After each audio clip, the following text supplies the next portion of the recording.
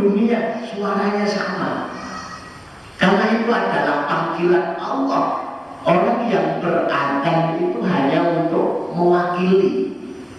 Suara itu harus tersampaikan kepada manusia, maka itu pakai suara manusia.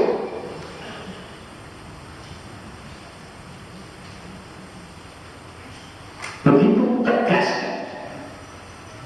Ketika itu disampaikan, dan memang kita harus sampaikan begitu. Kalau kita masih mendengar ada hayya 'alas shalah, sekiranya tidak ada kedaruratan yang menghadirkan kita ke tempat suara panggilan itu hadir. Kalau tidak menghadiri, kita urusannya bukan dengan takbir masjid, urusannya bukan dengan muadzin yang ada, urusannya dengan Allah Subhanahu wa Ta'ala yang memanggil kita, dan itu bukan urusan sepele. Berulang-ulang kita dipanggil sepele. Itu makna kalau seseorang itu beriman kepada Allah. Kalau seseorang itu beriman kepada malaikat, tidak semudah yang kita ungkapkan amantu bil malaika saja. Bahwa malaikat Allah itu ada, dan malaikat Allah itu terbagi dengan pekerjaan, dan di antara malaikat ini ada yang mengawasi dengan menulis setiap aktivitas kita, kecil dan besar. Memang tidak bisa mengendus dan menulis hati dia, di dalamnya ada niat, tapi dia mencatat semua perbuatan kita. Kalau kita itu menyadari akan hal itu, kita akan berhati-hati di dalam urusan. Dan ketika seseorang mengimani urusan Allah Subhanahu wa Ta'ala, mereka adalah orang yang dipilih, diutus untuk kehidupan kita ini akan menjadi sebuah model dalam hidup ini. Contoh teladan agar semua mata itu tertuju kepadanya, agar kehidupannya itu terzoom oleh semua oleh kita. Kemudian berusaha kita ikut. Kemudian beriman kepada kitab-kitabnya. Mengimani kitab Allah bukan sekedar kemudian kitab itu ada di rumah kita, ada di mobil kita, bahkan masuk dalam aplikasi di dalam HP kita, di laptop juga ada, bahkan kita masukkan di dalam flash disk, ini atau dibuka. Kalau kamu iman, mesti minimalnya membaca. Minimalnya itu standar minimalnya baca. Kalau mau ditingkatkan lagi, dibaca terjemahannya. Mau ditingkatkan lagi, diketahui tafsirnya. Ditingkatkan lebih lagi, dipraktekkan apa isinya. Karena beberapa kali kami sampaikan Al-Quran ini di sekitar kita itu lebih banyak tampilnya kita baca, motivasinya sebatas seseorang ingin mendapatkan khasiat bacaannya saja.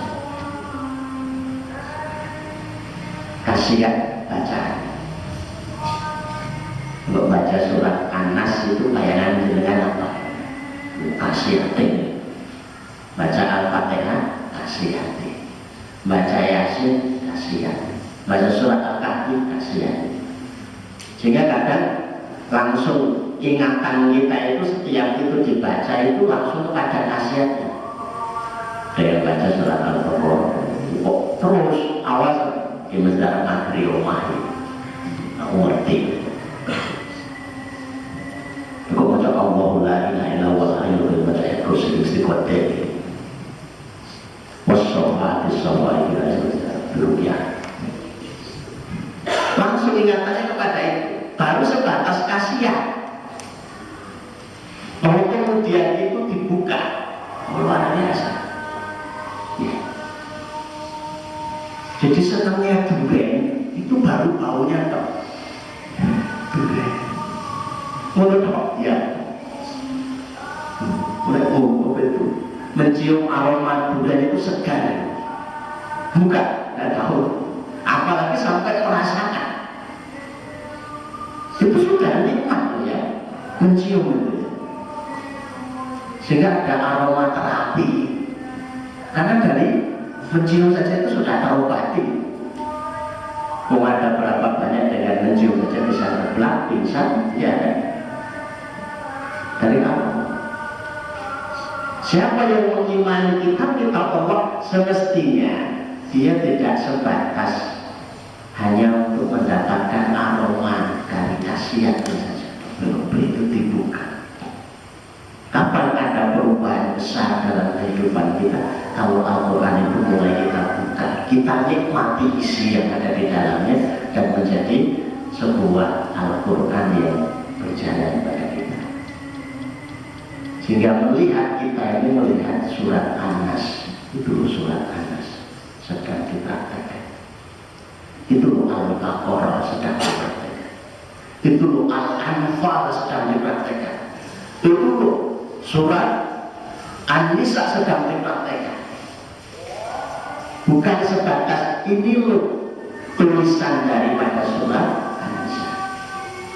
Dan mengimani kepada hari berbangkit sesudah mati, dia lahir menjadi seseorang pasti ketika meyakini betul tidak akan pernah terlena sedikit pun.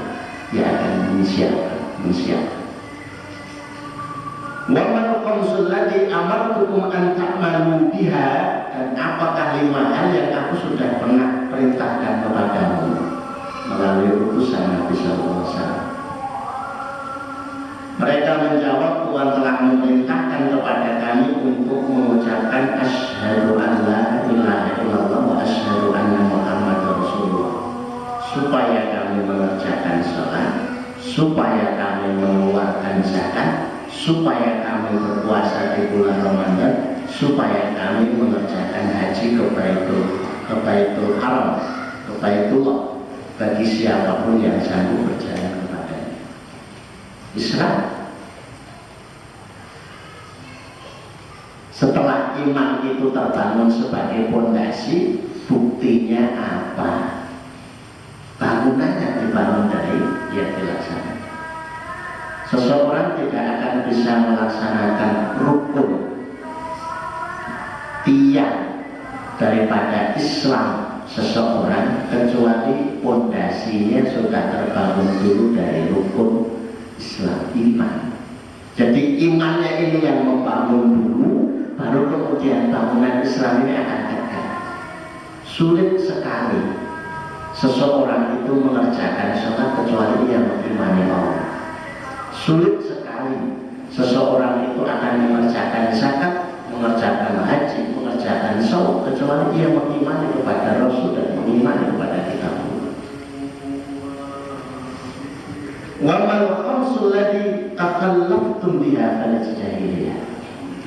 Nabi bertanya lagi, apakah 5 perkara yang biasa kamu kerjakan di zaman jahiliyah? Inilah yang menjadi pelajaran bagi kita ketika kita ini pada masa-masa sebelum kenal Islam itu punya kebiasaan jahili. Tidak semua tradisi itu dihilangkan. Kalau tradisi itu menguatkan Islam, kalau bertentangan ya memang harus dihilangkan. Karena tradisi jahiliyah Bani Asad itu dikuatkan oleh Rasulullah. Apa tradisi 5 hal? Bersyukur di waktu lapar. 1. Bersabar di waktu susah. 2.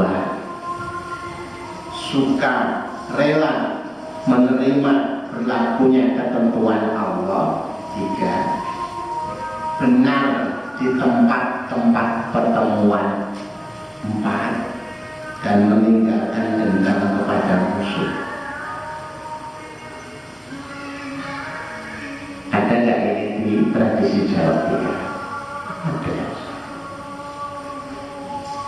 Bapak-bapak yang sepuh-sepuh bisa tahu kelasnya kalimat-kalimat yang kadang pakai bahasa Jawa itu lebih bisa menyentuh, karena itu lebih bisa dibahasakan bahasa sekelas ini sosun tulang. itu dikuatkan dengan banyak. Yang lain saya tidak ingat. Itu saja. Rasulullah SAW menjawab, hukama'un ulama'un kadu min fiqhihim ayakunu anbiya. Mereka adalah orang-orang yang bijaksana. Mereka orang-orang yang mengerti. Hampir saja mereka menjadi nabi karena kepandaian mereka. Kecerdasan memahami sesuatu itu yang membuat saya pribadi tertarik untuk membaca ini dan kemudian berbagi dengan panjenengan. Karena Rasulullah memuji mereka dengan kadu min fiqhihim ayakunu anbiya. Hampir saja mereka itu akan menjadi nabi saking pahamnya mereka terhadap kehidupan. Inilah kalau dia paham rukun iman, dia paham rukun Islam, dan itu betul-betul dipegang. Kemudian pada masa-masa dahulu jahiliyah, dan dia masih pegang karena itu menguatkan di dalam Islam. Bersyukur di saat apa? Itu memang bagian yang akan menyempurnakan kehidupan kita. Bersabar di saat susah, ini menyempurnakan kita. Menerima semua ketentuan Allah lebih menyempurnakan. Jujur dan benar di majelis-majelis pertemuan akan benar-benar sempurna. Dan terakhirnya ditutup meninggalkan dendam kepada musuh. Karena mereka ini sudah memiliki pengalaman seperti ini, memiliki pemahaman seperti ini. Maka Rasulullah menambahkan, wa ana azidukum khamsa, aku akan tambahkan 5 sesuai dengan karakter mereka. Dan mudah-mudahan 5 hal ini sesuai dengan karakter kita, karena susah untuk dipraktekkan. Batutim malakum isruna khaslah, maka kalian akan punya 20 pokok yang harus dipegang. 20 poin yang harus dipegang. Rasulullah sempurnakan, in kuntum kama taqulun, kalau kalian itu seperti yang kalian ucapkan, fala tajma'u ma la taqul, maka janganlah kalian mengumpulkan apa yang tidak kalian makan. Jangan suka nyimpan makanan yang tidak untuk dimakan, karena mereka karakternya sudah terbentuk. Nasihat Rasulullah kepada kabilah yang lain tidak setajam ini, karena ini sudah membentuk. Rasulullah tinggal menambah ini sing akhir, maka kabilah Bani Asad ini akan menjadi bersinar, berbinar dengan gosokan amal soleh. Dengan sentuhan terakhirnya Rasulullah menambah kalimat fala tasma'u ma la ta'kul. Yang pertama, jangan mengumpulkan apa yang kalian tidak makan, karena mereka sudah terbentuk sebagai generasi yang syukur ketika lapar, sabar ketika susah, menerima seluruh ketentuan. Pasti kalau belum terlatih dengan 3 hal itu,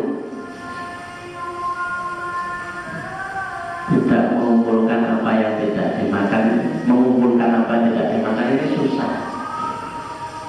Rata-rata prakteknya kita itu 1 bulan itu sudah timbul. Ini berapa?